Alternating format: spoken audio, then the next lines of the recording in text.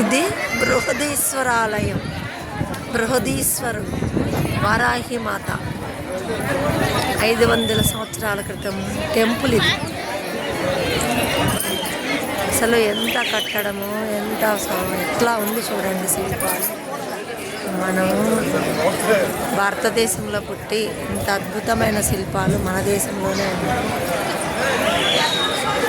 బృహదీశ్వరాలయం ఇది. ఇది విశేషం కూడా ఏమిటంటే 600 టన్నులతోటి ఏకశిల, గాలిగోపురం మీద ఏకశిల ఉంది.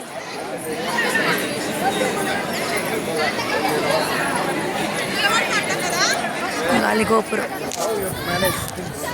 ఏకశిల. ఇక్కడ ఎటు చూసినా దీని నీడ పడదు.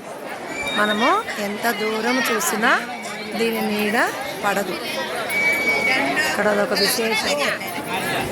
అది ఎంట్రన్స్. నందివారు, నందివాహన నాగభూషణ, నందివాహన నాగభూషణ జానన. అన్ని నందులు. కొంచెం ఎండ బాగా ఉంది కదా, వీడియో క్లియరెన్స్ రాదేమో, కానీ నా ప్రయత్నం అయితే నేను చేస్తున్నా.